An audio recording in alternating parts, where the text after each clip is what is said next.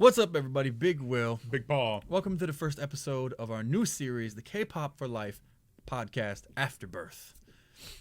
We are going to be trying this new format out. Let us know if you like it in the comments below. It's literally just us sitting and talking. Yep, it's going to be a BS-a-thon. So if you have no K-pop friends, or let's be real, you're a K-pop fan, you probably don't have any real friends either. Consider us your new K-pop family, and join us for the next hour or so of your time. Also, if you would like to become a Patreon and support the channel, you will get access to the podcasts first and select videos before they get posted to YouTube. So let's jump into the podcast.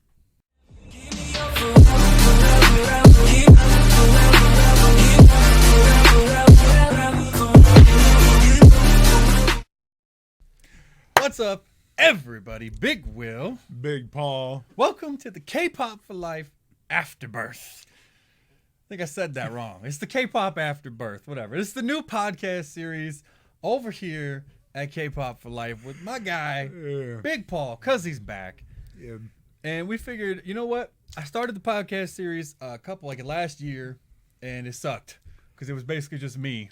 And Media Man doesn't know shit about K-pop. I was just about to say it's because I wasn't here. Yeah, it was pretty much it. So that's how it is. He did his best to fill in, but he doesn't respect or appreciate K-pop the way that we do. So it's just not the same. And if you want to see how much I respect and love K-pop, just watch our reaction video to the new Girls or Cosmic Girls, where I was deceived, wounded. Yeah, that video will be up on the channel. You should find it. But so this is basically a long form context. But talk. We're gonna go in depth into subjects and discuss things a little deeper. And it really is just kind of us BSing as if we were over on those two couches over there. The only difference watching is K-pop. Yeah.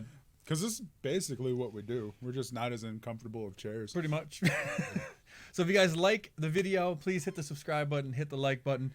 Tell us any topics you guys might want to hear going forward in the next episode of this. And if it does well, if it gets better and better, we'll, pay for a background and do like a legit setup. But for right now, also, I turned the lights off and put glowy ones on. If you are subscribed, make sure that you're still subscribed and that you are still getting notifications. Yes. Because YouTube has been blocking people from that and like unsubscribing them and stuff apparently. Yep. Thanks, YouTube.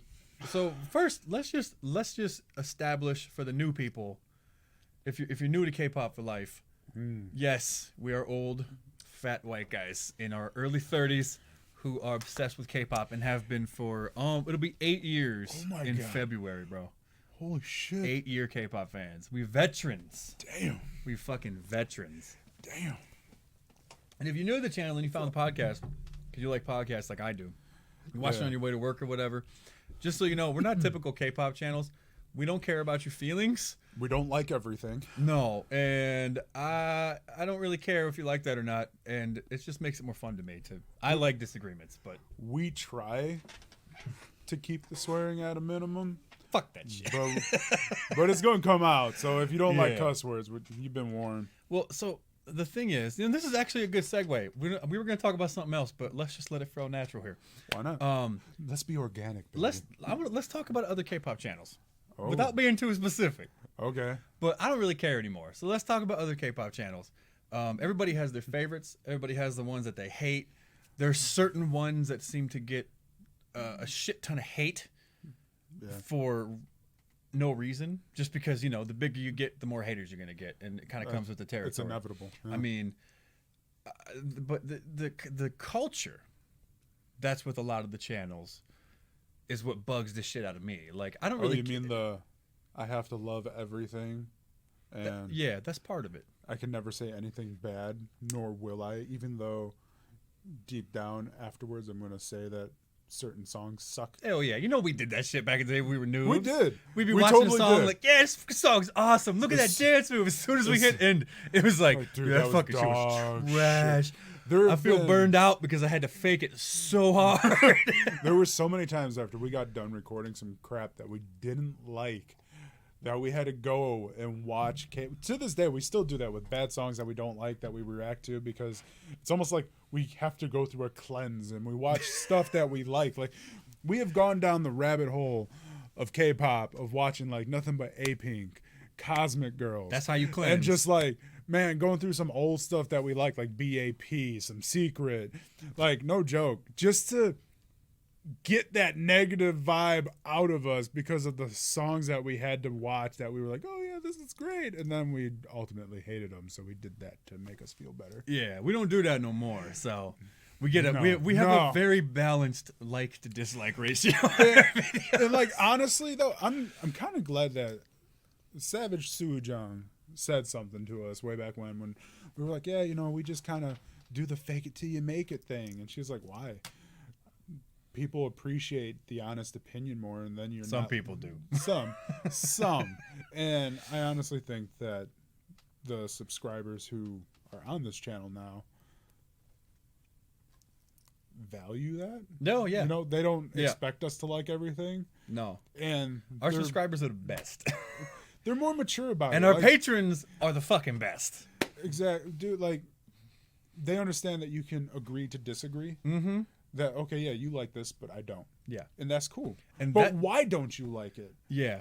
And why do you like What's it? the context? Like, I love being able to do that. Kind of like, okay, well, you liked it. Why did you like it? Because I freaking hated it. That is It's more of a discussion. There's the biggest issue with the fact that all of these K-pop channels feel that they need to constantly be positive about everything. And you don't need to. And it's not necessary. It's that culture, but that culture seems to primarily be the age demographic of most K-pop fans. Yeah.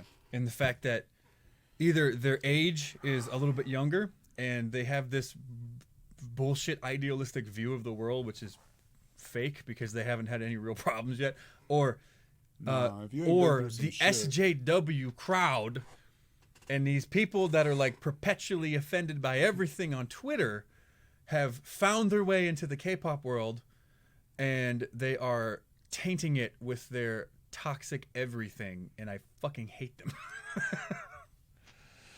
Well spoken. Yes. I agree. I agree with the things I say. Yeah. But I feel like a lot of the channels, they understand this, and they understand how the algorithm works. So yeah, the more happy, bubbly you are, the more your videos get bumped to the top. The more your videos get shares and interactions. Now, interactions, I say because likes and dislikes, YouTube doesn't distinguish between the two. It doesn't care. I mean, so on the flip side of that, there are some channels, like obviously, yeah, there's some things we hate and we don't like, but that doesn't mean that everybody's going to hate and dislike it and make a fake video. There are the genuine people out there. DareDB K-pop. Shout out to DareDB K-pop. My guy, he doesn't pull any punches, but he does it in like this sarcastic, like witty way. I really like his videos, and I can't watch a lot of K-pop channels because I find them cringy as fuck, and that's coming from us. Yeah, I was gonna say because I find a lot of them cringy, and I find a lot of the like issues that they talk like. There's a lot of news channels, right? You got your K-pop junkies and stuff like that, and they survive off of this drama that occurs in K-pop. But it's not real drama most of the time. Like legitimately, there was maybe 2 or 3 actual newsworthy events this year. The rest of it's all just bullshit. And they over dramatize in these videos, and the way that they talk about stuff is they're so desperate to not offend anybody that when they do finally give their opinion after, you know, rounded the bush 55 fucking times, they come back to, okay, I'm just going to agree with the side that won't attack me on Twitter because that's the side that attacks people all the time. So it's almost like they're living in fear. That's what it is. They live in fear. You live in fear, and you can't voice your real opinion because, oh no, they're going to say something to hurt my feelings. Yeah, that's pretty much everything nowadays. Our feelings died a long time ago. I don't care anymore. I have real problems, but so I got bills to pay. We do this shit for fun. So I'm curious. Like, yeah. So tell me, you guys in the comments below right now, what are some channels? Give me a channel that you think is the most fake and a channel that you think is the most legit. And yes, we are included in this if you like to throw us down. But like, and I don't really care because I don't have to watch them, right? I understand that there is a demographic and an audience for that type of content. Like, if you like K-pop Junkie, if you like Briss X Life, if you like all these channels, I have nothing against them. Like, I watch K-Pop Junkie and Briss X Life. I don't always agree with their assessments of songs or situations or stories or whatever. Okay. And I'm just using them as examples. But that's fine because I like dissenting opinions. I like to argue with people, but that's just me. It's true, he does. But but for using Briss as an example, I don't think I've ever seen him not like anything, and that's not just him. That's literally everybody. I mean, almost every reaction channel, they love everything all the time. And what's the point of watching a reaction channel if you know what the reaction is going to be? I stopped watching reaction videos from 98% of them because I already know what they're going to say. It's great. They're going to scream the word queens. They're going to say it was amazing. They're going to say this and that. And they're going to say the same shit they always say about their wig being snatched and use the same bullshit terminology. But nobody has anything legit to say aside from like a PD. Even though he does tend to like everything, he appreciates everything from like a musical production standpoint. So, like, I don't really appreciate music from that perspective, but I appreciate people that do. It's a different view on it. It's a different view on it. Absolutely. Yeah, and that's why he knows the nuances. Yeah, and that's why channels like his have gotten so big so fast is because he's intelligent. He understands what he's talking about, and he's not necessarily critiquing it from a. Because I don't know shit about music and neither do you. It's like, did the song suck? Yes or no? I enjoyed that one part where they did this dance thing. Yeah, it's not real complicated with us. You see that hair flip? I like that hair flip. I love that hair flip, man. That's my hair flip. You know what I'm saying? I remember the hair flip for 10 years to come, bro. Hair flip of the ages. But yeah, he'll talk in a totally different, more technical standpoint. And I think, no disrespect, but that's one of the reasons that channels like that, like the producer reacts and like the choreographer, people that have a background in the thing that they're reacting to have blown up because it gives them a sense of an air of credibility. And then, well, it is credibility. It is, but K-pop fans are young and desperate for validation. So they turn to these channels because these channels break down the music in a way that makes it seem more deep than it really is, because it's fucking pop music and pretty people dancing around entertaining you. That's it. And not saying they don't work hard. I'm not taking away from that. Yeah. But the people that break it down in a technical, in-depth standpoint like that give the younger viewers that are looking to validate that view they have, it gives them that validation they want. And then they flock to them, and then they only recommend and share those videos because then they think, oh, they're gonna love this, and this is gonna make K-pop seem so much more deep than it is because I'm 14 and still think true love exists. Like, I'm just kidding, baby. I love you. I will say, like, I do appreciate channels like that where they go in and do that. I do too, because it is stuff that I don't pick up on, and it's a learning thing. It's like, oh, cool. I never would have caught that. I never would have heard like that little bit of like synth in there that they add in for whatever effect. I don't know what the fuck I'm talking about clearly, but at the same time, I don't care. Like when they say it, it makes me learn. Yeah. As somebody who reviews K-pop and talks about K-pop, that I know to look for. But you will never, when you listen to another song, like, I'm going to try and hear some shit. No, you're going to enjoy the music. Yes. And go yes or no. But I did learn what an arpeggio is and how to hear it from PD. So I got to give him credit for that. Sometimes I steal the things, the terminologies, and use them in my own videos. But, well, technically, that's all he's doing is stealing it from somebody who taught it to him. That's true, yeah. So, I mean, that's all any of us do. Yeah. But, I mean, that's really it. Just the culture in K-pop, it's always been somewhat toxic. I mean, you go back to, like, the XOLs versus the hell, like, they were just toxic in general. But, like, the Sonys, the XOLs and the Sonys and shit, and all of the other old school second gen fandoms that I don't even know the name of half of them because we were so new to K-pop at the time. I never bothered to learn them, and I think fandom. Man, you remember when I didn't even really? I complimented them, and they still fucking got on my ass. Infinite. Oh yeah, you remember that? In Spirits. Yeah.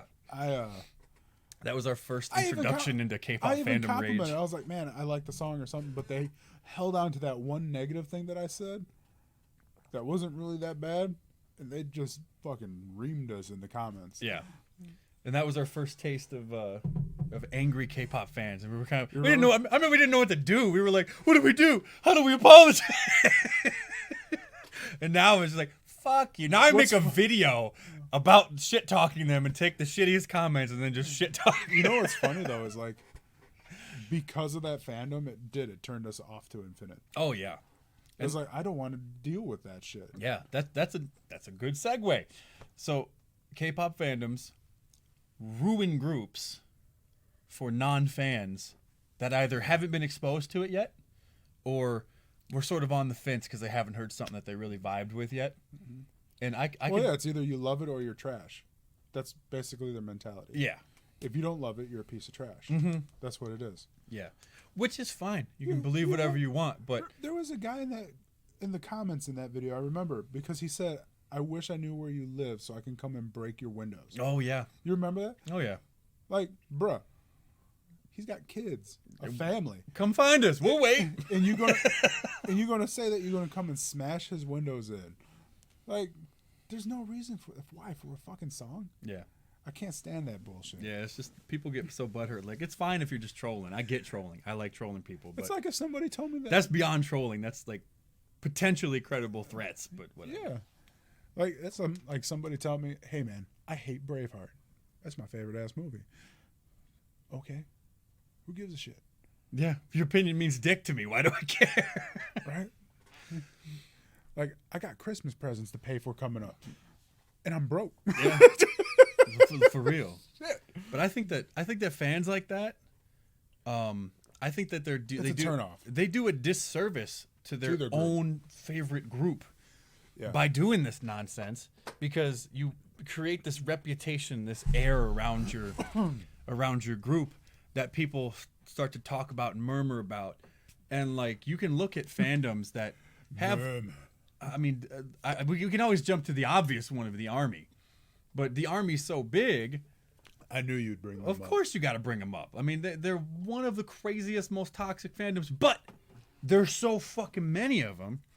They're also one of the best fandoms if you're away from the toxic side of it, because there are like a lot of legit cool-ass people in the Army, but there's just so many of them, the bad apples ruin it for the whole fucking group. Yeah, but that's true for any fandom. You know, it's Right. it's one of those things. You got to take the good with the bad, but I mean, the bad is just so obnoxious. Yeah, the bad is next level bad. It and drowns hypocritical. out the good. Yeah. And I feel like the good are too afraid of the bad to really like say their piece. You know what I mean? Mm-hmm. Like, they want to tell them, like, "Hey man, just chill. Like, it's a song. They're still a good group. Blah blah blah. They didn't like it. Let it go." Yeah, like Idol sucked. But if they do that, then they know that those other fans, "You're not a true fan," and blah blah, and then they're going to take some heat that they just don't want to do. Man, that stuff is such horseshit. If you're a true fan and you truly want your group to know what works and what doesn't work for you as a fan, for you to purchase and buy their stuff, instead of blowing smoke up there, you should be willing to constructively critique and criticize what they do. For example, Monsta X is my favorite guy group.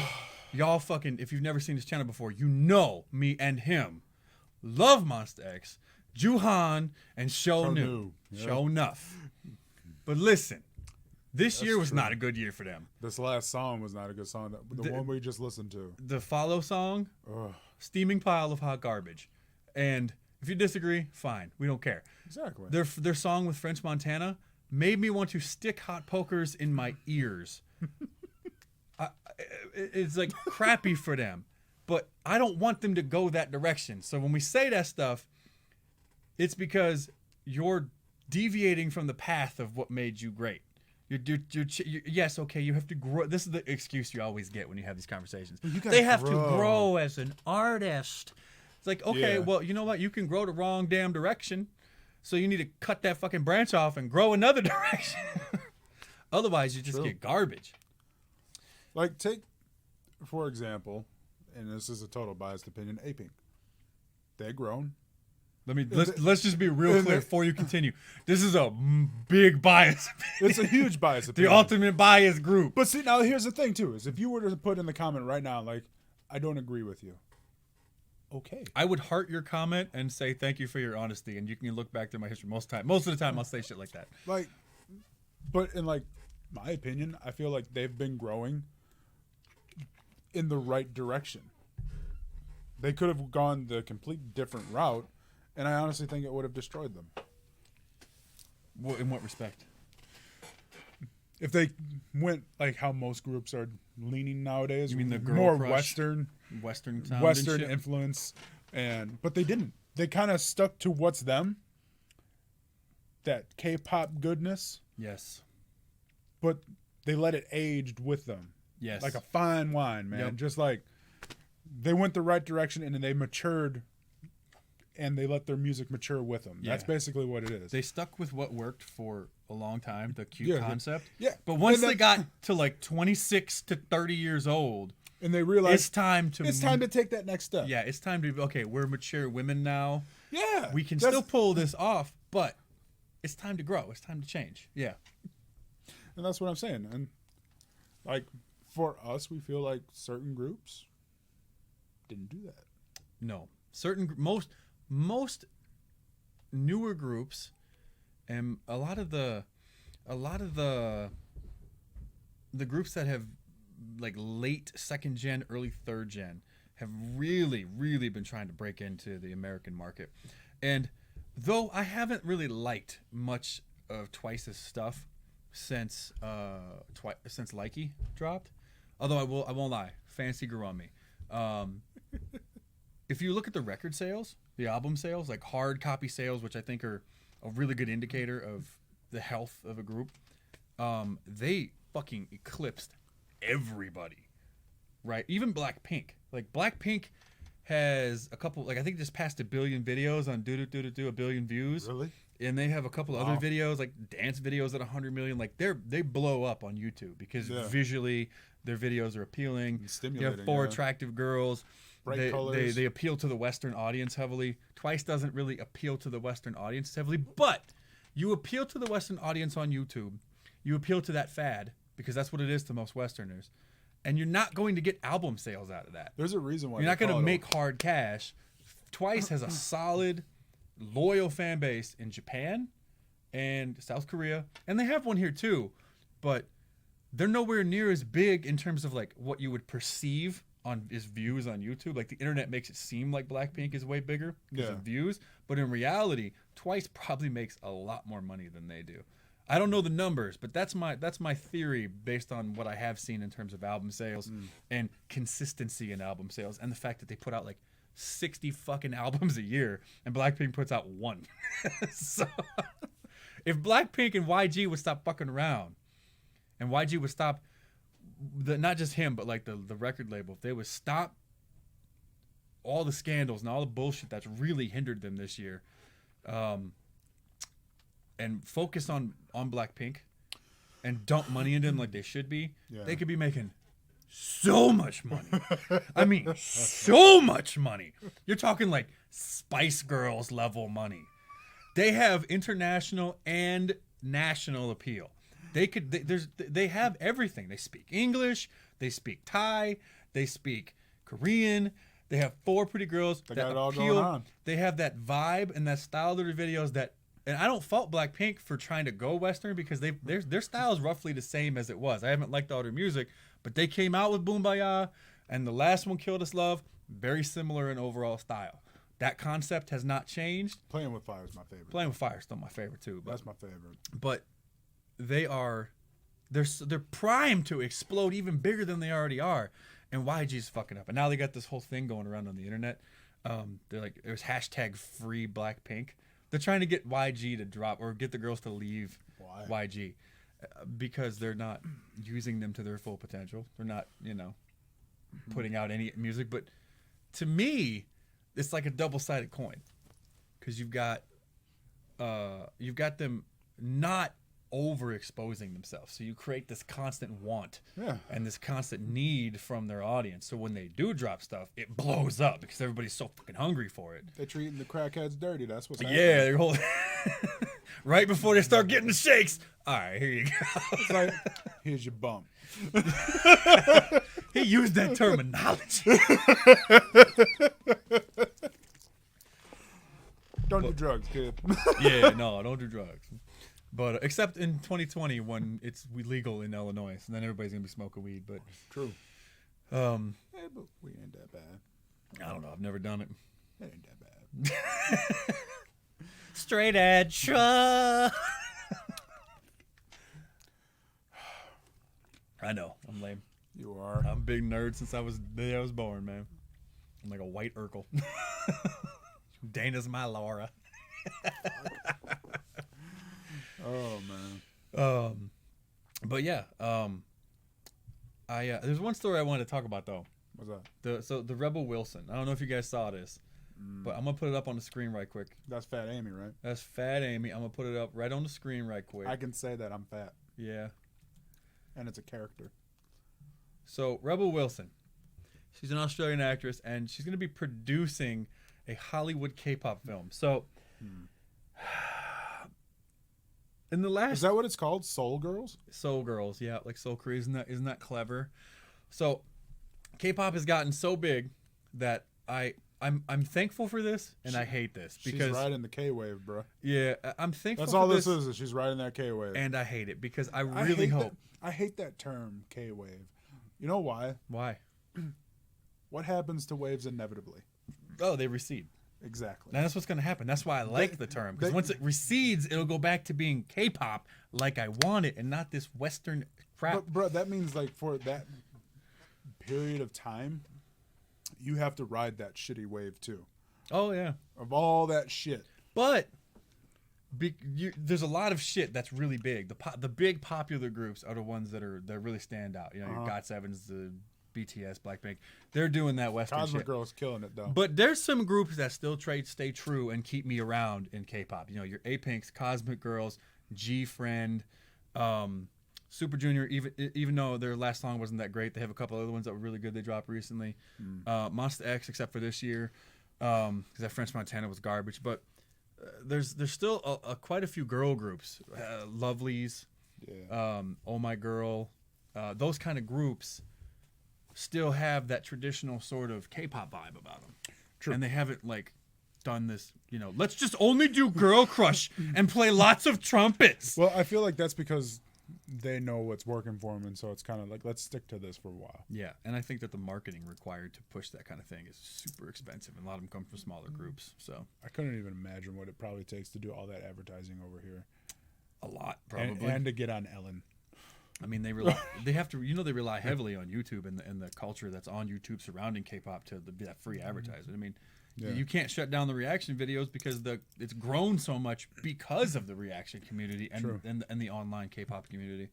But Rebel Wilson's going to produce Back to this. Soul Girls. And it's a film about K-pop is in the works in Hollywood. A recent exclusive report by Amanda something via Deadline stated that Rebel Wilson is writing and co-producing a film called Soul Girls about a Korean American and her friends competing to be in the opening act for the most popular K-pop boy group. According to the report, Lionsgate has obtained rights to the film. You said boy group? They're competing to be the opening act, which means BTS will be in this movie to bring in the army because that's the marketing, which is very smart. Like I said, she's riding the motherfucking K-wave. Yeah. I mean, look, business, she doing it smart. Yeah. No, I ain't faulting her for it. Like, shit, make your money, girl. Yep. But, I think as someone who's a K-pop fan, damn. I mean, she might be a K-pop fan. I don't know. I'm going to give it, I hope it's good. Yeah. I will hope that it's good. It won't be. Well, maybe. It's not gonna be good. Let's just be real. It's not gonna be good. That's like saying the next Star Wars movie's gonna be great. Like, it's gonna be a fucking dumpster fire. Let's be real. I honestly feel like she's making the Korean Pitch Perfect. Only instead of them going through college, we're trying to open up for the boy group. Like, that's basically what it is. It's basically Pitch Perfect, just a different way. There's going to be a lot of singing. Yeah. Harmonizing, some cool dance moves, a lot of struggle, maybe some infighting, and then they'll rise to the occasion and be able to open up for BTS. And BTS will be like, good job. There, you saw the movie. Good job. It's over. But the Australian actress is especially known for her role as Fat Amy. She also written and produced projects, blah, blah, blah. Reported to have revised the script. Screenwriter Young Kim, I don't know who that is, where he's going to revise the script.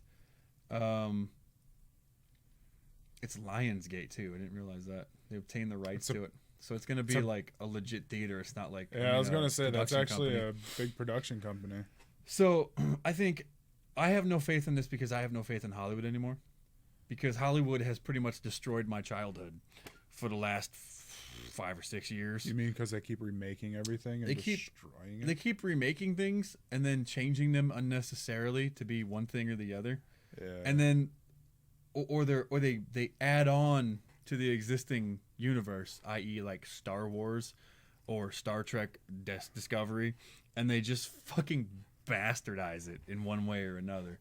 And you get people in there that aren't actual fans or don't really care about what it was.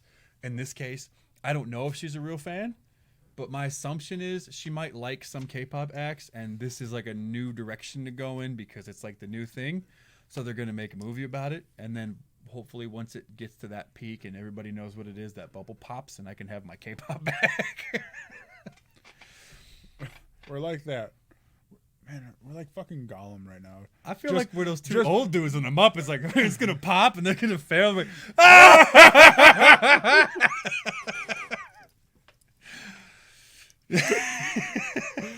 Oh, fuck. I love those two, man. They cracked me up when I was a kid. Yeah. But this kind of thing, I don't know if she's a real K-pop fan, so it's hard to say. But if she's not a K-pop fan, which I suspect she's probably like most of the new K-pop fans are like newbie surface level K-pop fans. Yeah. They're like K-wave fans, like they're fad fans. They like because you ask them and they're like, "Oh, I like BTS and Blackpink." Yeah, they're great.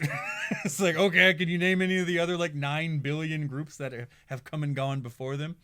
And they can't. I know BTS. Well, it's fine because all noobs start somewhere. I mean, when we started, oh my god, it was so hard for us when we first started. It's such a unique thing when you first get into it. I feel like more things are in English now. It's much easier now to be a K-pop fan. You're catered to in the West much more than you were back then. So hard to find K-pop stuff. 7-8 years ago, you were hoping for like that one song that you liked when you were watching the countdowns. Boom, DJ Digital. To have like one English word in there so you could hope that you'd find it. Yeah.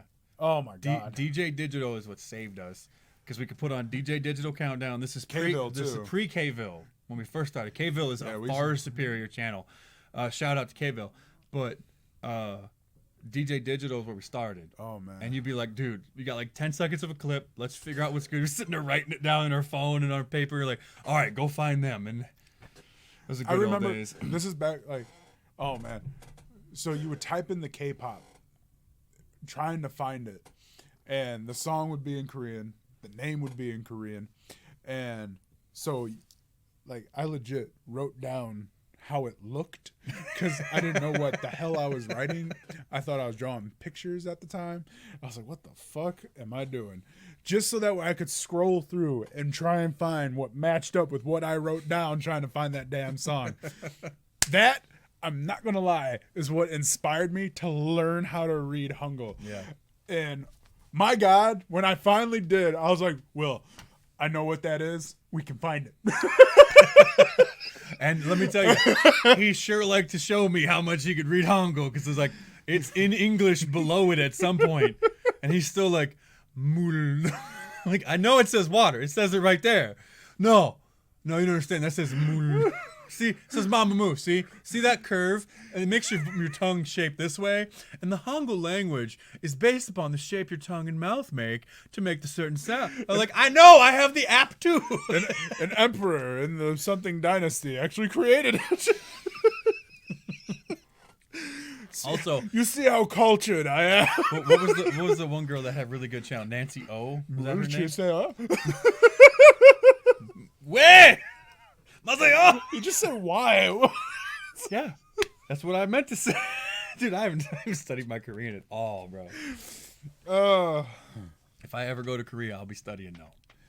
Hell yeah. Mm-hmm. I've been wanting to like brush up on my Korean lately, and just like actually start like really getting into like reading it and learning it again. Because I think I retained quite a bit of it, honestly, and the fact that I can still read it It's actually pretty good. You've always been good at that though. Like you taught yourself Viking runes. I did. Did you have like a? This is so stupid. Didn't you have like I'm some such stupid an- personal notebook that you wrote your stuff down in? I am because you're one of such- those weirdos that has to write down your feelings. I'm such a nerd. Lame ass. And it's called journaling, dickhead. And I do. I have a journal. I have to journal. And I had a rough day. I have to journal. I write in the Elder Futhark. I still do to this day. I write in the Elder Futhark. You know what speaks even more? The fact that I don't give a fuck. That's a good point. I'm still gonna do it. I just think it's cute that you journal. My daughter journals too. She's 8. Maybe me and her can have a journal sesh. Probably not. She just draws horses and You know, mine are technically pictures too. they're pictures. Pictures. However she says it, it's cute. Nah, I definitely want to start learning it again. It was fun. It made it fun when I would watch the K-dramas. It's, oh man, I picked up like 8 words. I kind of know what they're talking about, and I didn't have to read a subtitle. Yeah. I haven't watched the K-drama in a while. I still have to finish Nine-Tailed Fox too. I know.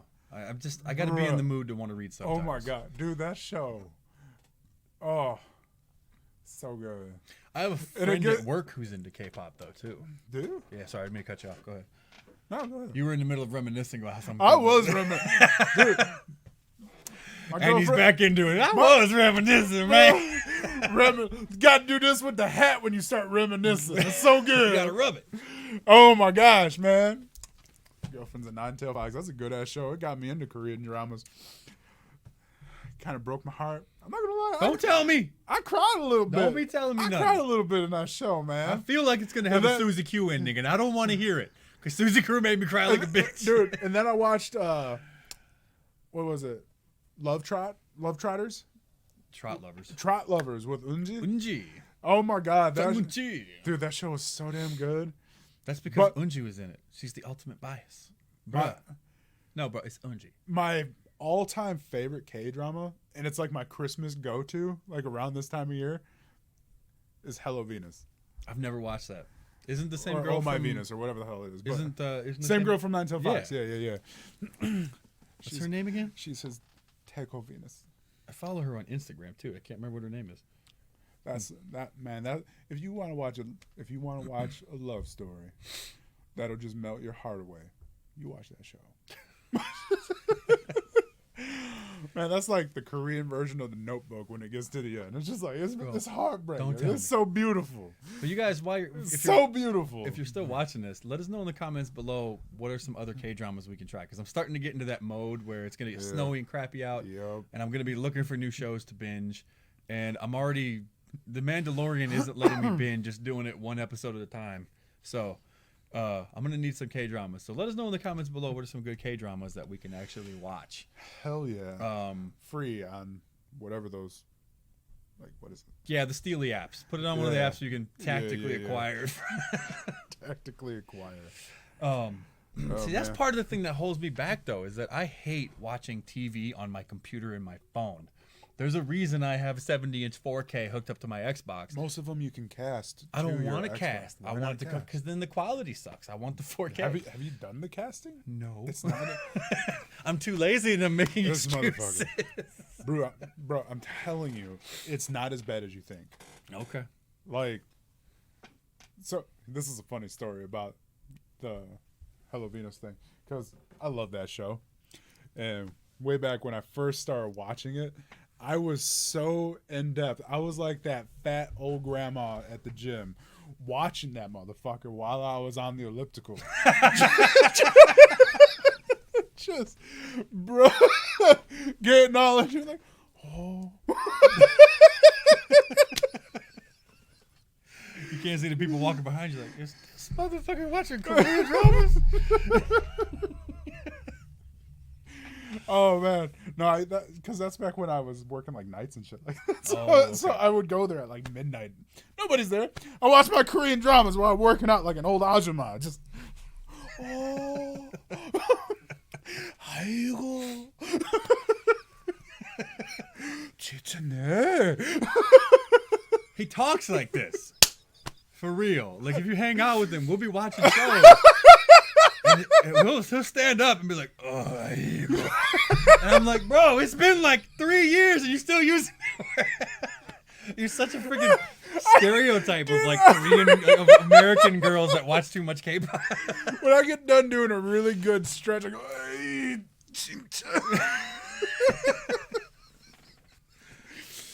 I can't help it, man. Fuck you. I guess we all just weird. 'Cause I do. There's only one word that I do it on, and it's that damn. Is it water. the only one you remember? It's just water. I like the way it sounds. Yeah, so I'll be like, I'm getting some water, and I'll be sitting there like, mule, mule, mule. So let's transition. This is one of the beautiful things about doing this is we can just go on our stupid tangents. Yeah, it doesn't matter. If you guys are still watching, we're going to talk about two things. We're going to talk about the Monsta X Wonho thing, even though it's old. We haven't got a chance to talk about it and give our 2 cents. And that means I can put it in the thumbnail so it attracts people to watch the video. And I haven't really heard about it. You didn't hear about this yet. He's about to enlighten me. So before we go into that one, no. I want to talk about the more pressing thing because the whole Wonho thing, it's whatever. You mean about how you betrayed me and watched Cosmic Girls without me? No, I'm going to talk how the producer-director of the Produce 101 show betrayed the trust of all the fans, and multiple members potentially from Produce 101 IOI through X1 in the latest series were all fake. Are you telling me that IOI was fake? I don't know 100% of the details yet. It's still coming out, but investigation, police, people have been arrested for falsifying this stuff. So they're falsifying the results and manipulating the results for X. It first came out as X1 and Eyes 1. Okay. So those are the season 3 and season 4 for Produce 108, Produce 48, and Produce X 101. Okay. So season 3 and season 4, and it came out that he had been, I forgot his name. I called him AJ in the video I did, but he had been nobody knows who that is but me. Yeah, he'd been manipulating the votes and the results. And certain members who they haven't, to my knowledge at this point, on November 20th, 2019, have not been revealed yet. But they weren't technically supposed to be in the top girls that made it all the way through. Huh. Same thing with the X1 group. I don't really care about the guy group. But, and he was arrested. He admitted to that. And at first he said that the first 2 seasons were not manipulated. Then, like the 2 days later, it came out that now he's admitting both the first season with IOI and the second season with 101 were manipulated too. But again, to this point, I haven't seen anything that says who, what, where, when, why, and how. So he was arrested. Other people have been thing. What was happening was, so he manipulated a show.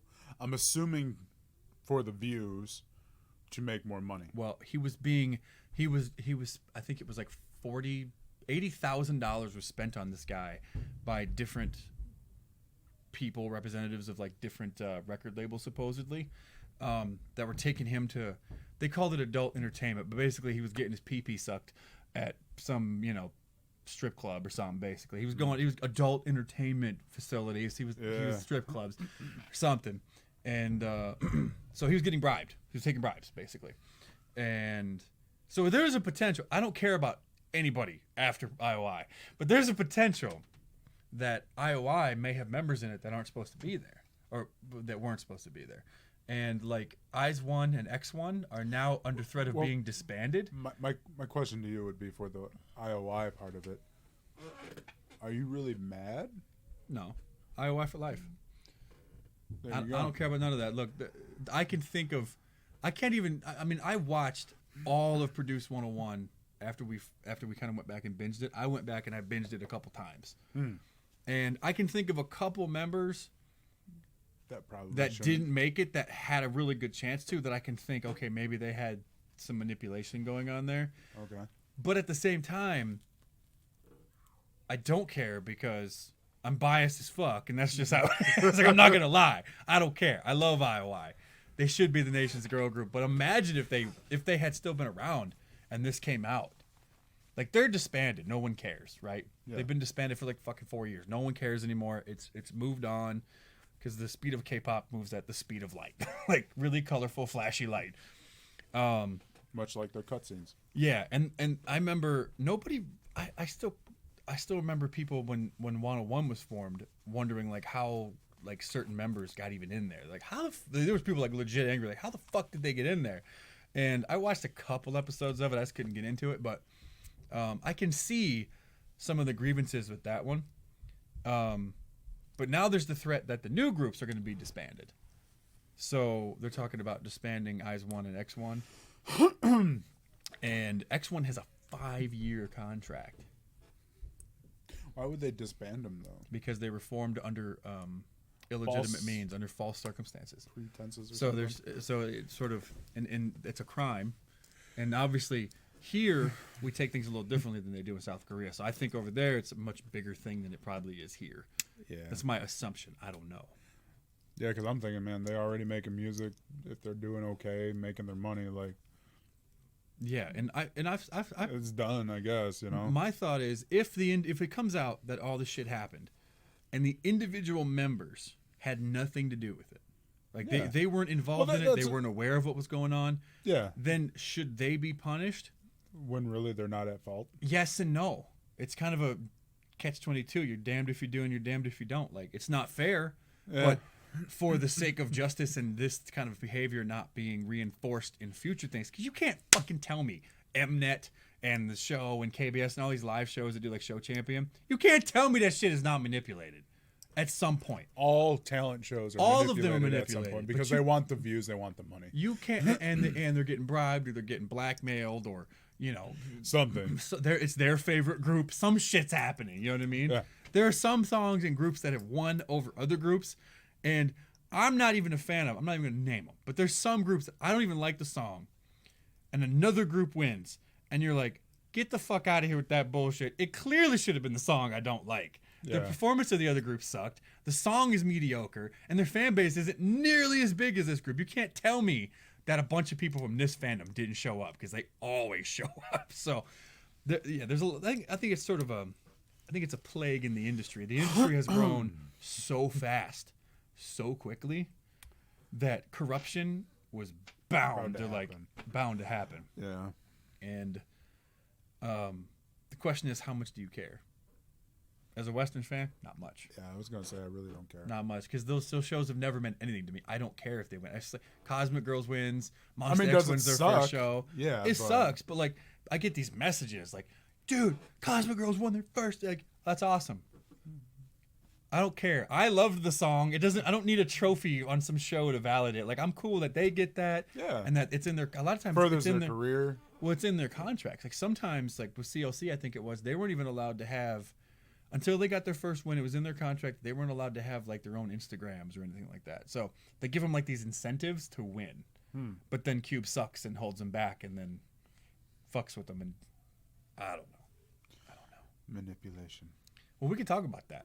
G Idol versus CLC. Like what? What is your thoughts on it? They're both Cube Entertainment. Okay. They're both from the same record label. CLC's been around substantially longer. Yes. Couple years Yeah. minimum, but arguably are nowhere near as successful as G Idol. Now, how much of that is due to Publicity. the different? Well, there's different dichotomies in the group. Obviously. Like, So-yeon in G Idol is a little fucking firecracker. She produces, writes, does all that shit, Yeah. and she sort of. I get the impression that Her she's raps like are this. pretty dope. Yeah, but I get the impression that she's sort of one of those like people that gets her fucking way, no matter what, even over like the producers, the record, her bosses, so to speak. So Billy Badass. And I think she's sort of proved herself that the direction she wants to take the group is profitable and works. And so I think she may have been given more creative control than your standard group member would be given over them.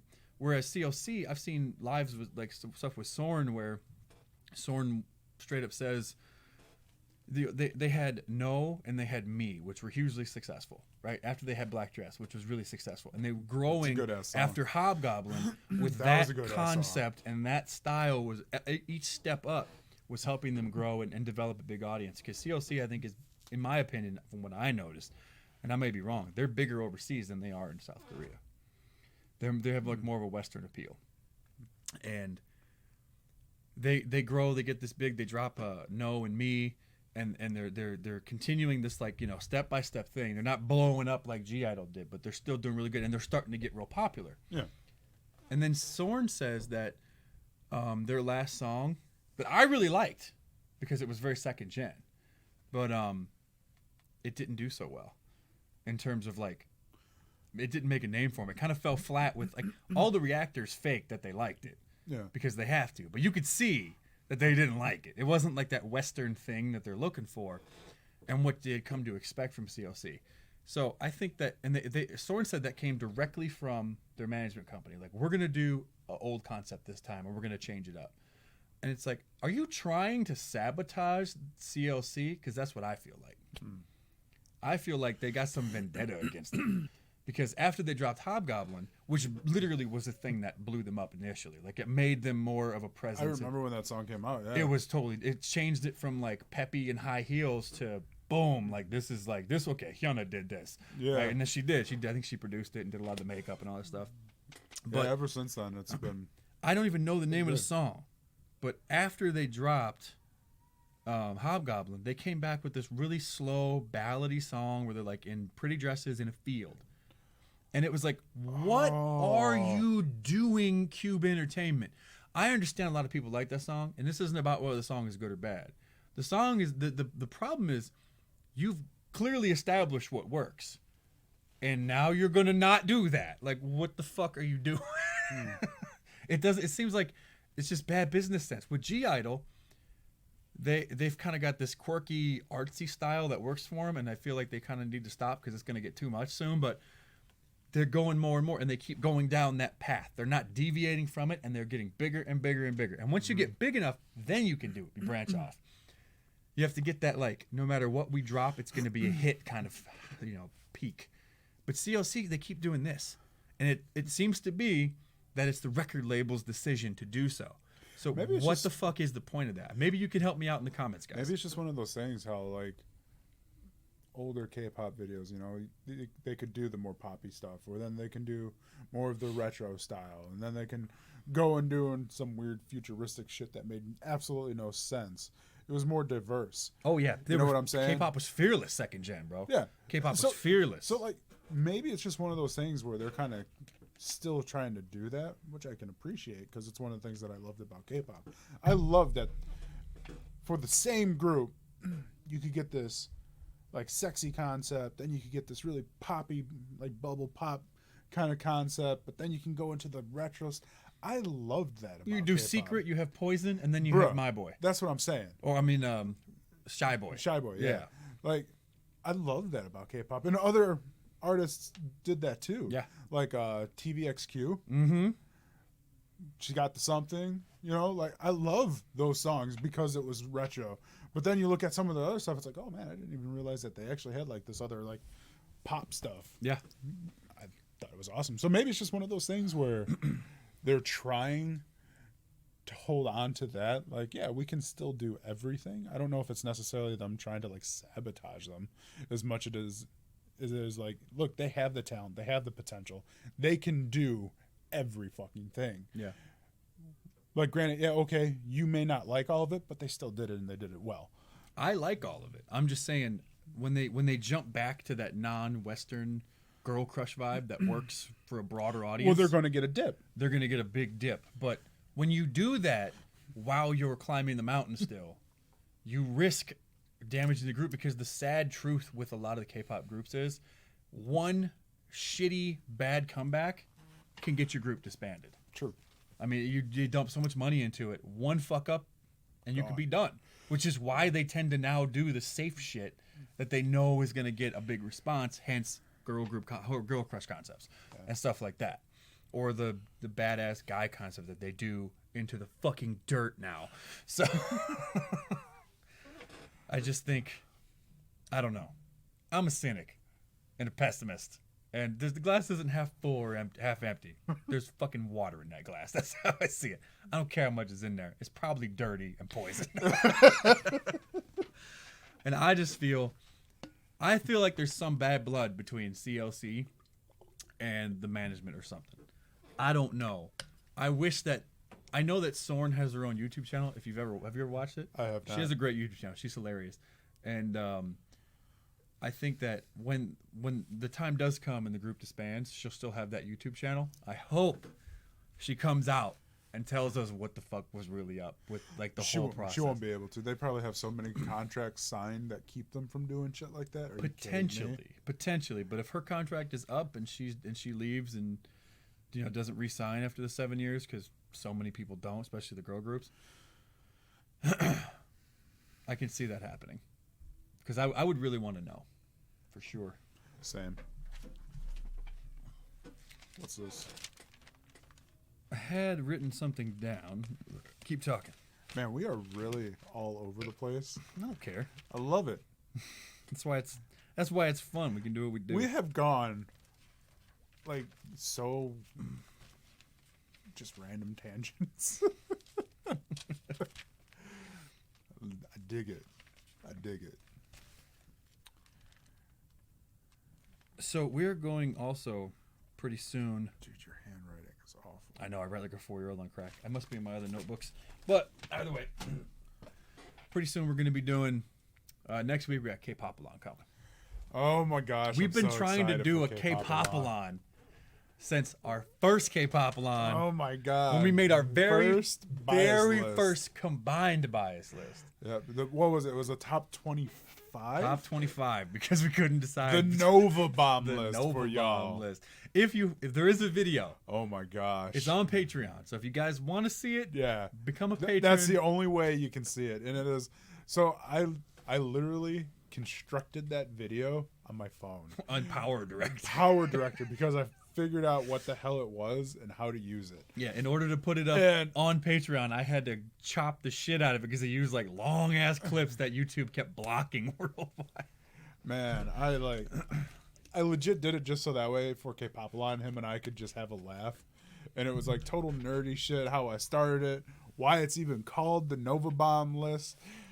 Oh man. We were up till 4 or 5. 5 a.m. Something like that. It's something ridiculous, man. We would argue over the dumbest shit too. We're like, first off, we had our own bias lists, and we had to combine them, which was the point. It was supposed to be challenging. So there was like a lot of bartering, like, all right, I'll give you number 10. But you got to give me number 9. You got to give me number 9. We could put you under 10, but we got to put... Man, it was like we were going through some like trade deals or something like that. All right, man, look, I'll meet you here, but you got to meet me in the middle. That shit was serious, bro. For real. Like, we had to sign papers and documents and give children away. Like, it was crazy. We had a blood handshake. Do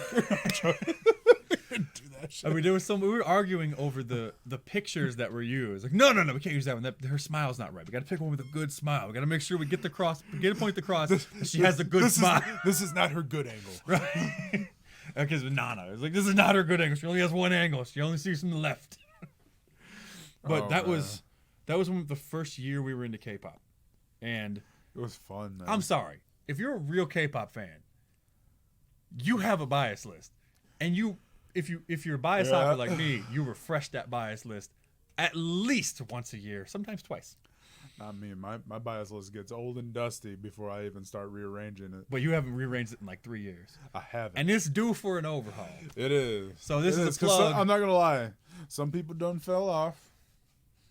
But some people hold tried and true just like the North Star. Yeah. But we are going to be doing K-Pop next week. That's fun, man. And, I'm looking forward to it. It's going to be kind of like this video, but probably a lot longer because it's going to be legit. Like, we're going to record from beginning to end. So nerdy. And if you want cringe, that's going to be cringe. We might even do a live stream. Fuck. I don't know, but we'll see. I don't know about no live stream. Look forward to K-Pop because it's going to be fun. And we're going to be talking bullshit and hanging out with you guys. I think a live stream might work better because that's a long video to edit, but we'll see. And then one of these days we'll do this as a live stream. Once we have the bias list established again, I have an idea to a true bias war video, but we'll do that one later on. I'm not going to give away my secrets. My secrets. But my secret time.